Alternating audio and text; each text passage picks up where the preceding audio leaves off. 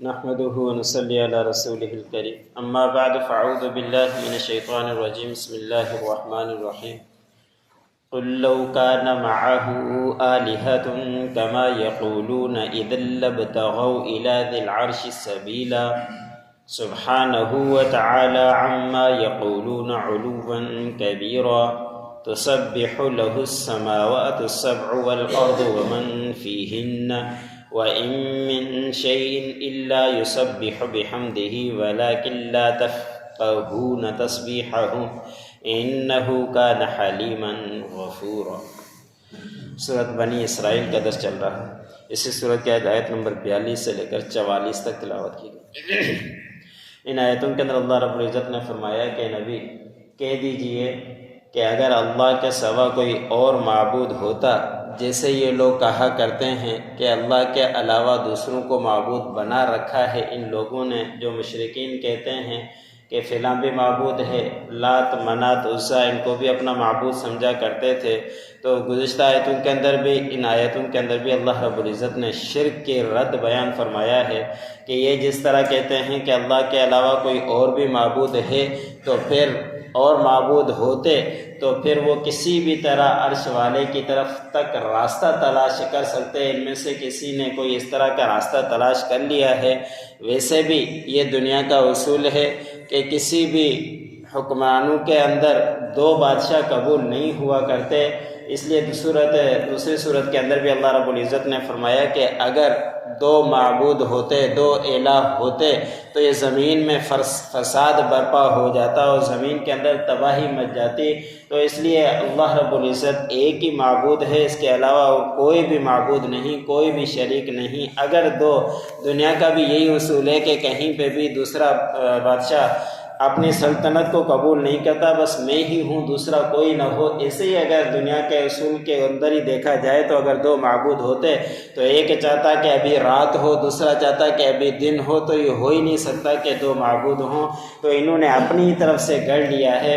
تو اللہ رب العزت نے فرمایا کہ ان سے کہہ دیجئے کہ اگر کوئی اور رب ہوتا اللہ کے علاوہ تو عرش والے تک وہ راستہ بھی کوئی تلاش کر لیتا، لیکن ابھی تو کوئی راستہ بھی نہیں تلاش کر پایا۔ تو ایک ہی اللہ ہے، اللہ کے سوا دوسرا کوئی بھی معبود نہیں ہے، اور اسی پروردگار کے لیے تسبیح بیان کرتے ہیں، پاکی بیان کرتے ہیں۔ جو کچھ ساتوں آسمانوں میں ہیں اور زمین میں ہیں، سب کے سب اللہ رب العزت کی تسبیح بیان کرتے ہیں اور اللہ رب العزت کی بڑائی بیان کرتے ہیں۔ اللہ رب العزت ہی سب سے بڑا ہے۔ حدیث مبارک میں آتا ہے کہ آسمان کے اوپر ایک بالش کے برابر بھی اتنی جگہ نہیں کہ جہاں پہ کوئی فرشتہ اللہ رب العزت کی پاکائی اور تسبیح بیان نہ کر رہا ہو۔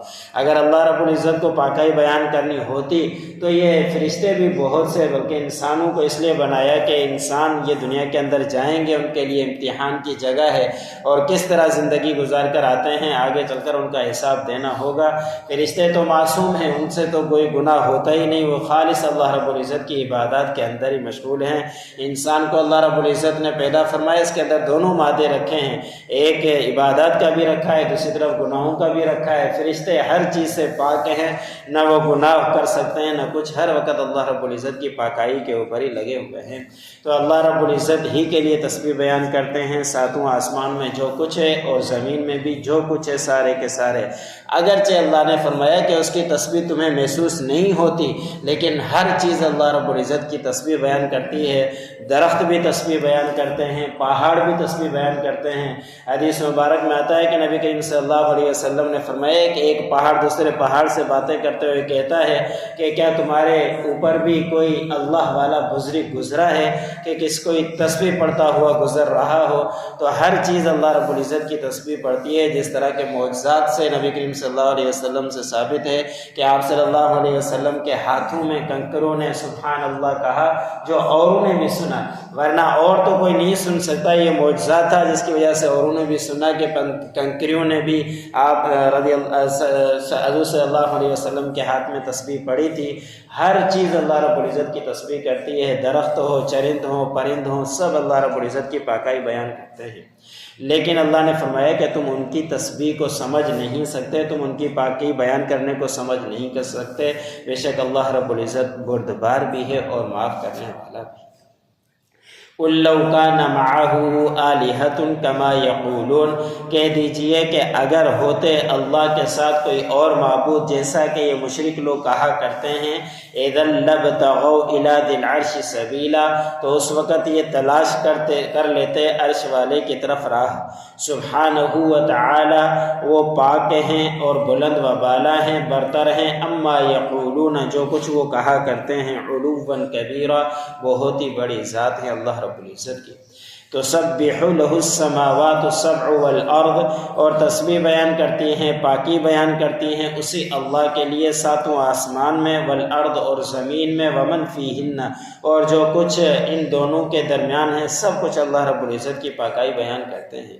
وَإِن مِّن شَيْءٍ إِلَّا يُسَبِّحُ بِحَمْدِهِ، نہیں ہے کوئی چیز مگر یہ کہ اللہ رب العزت کی پاکائی اور اللہ کی حمد بیان کرتی ہے۔ وَلَٰكِن لَّا تَفْقَهُونَ تَسْبِيحَهُمْ، لیکن تم ان کی تسبیح کو سمجھ نہیں سکتے۔ إِنَّهُ كَانَ حَلِيمًا غَفُورًا، بے شک آپ کا پروردگار بردبار بھی ہے اور معاف کرنے والا بھی۔ جو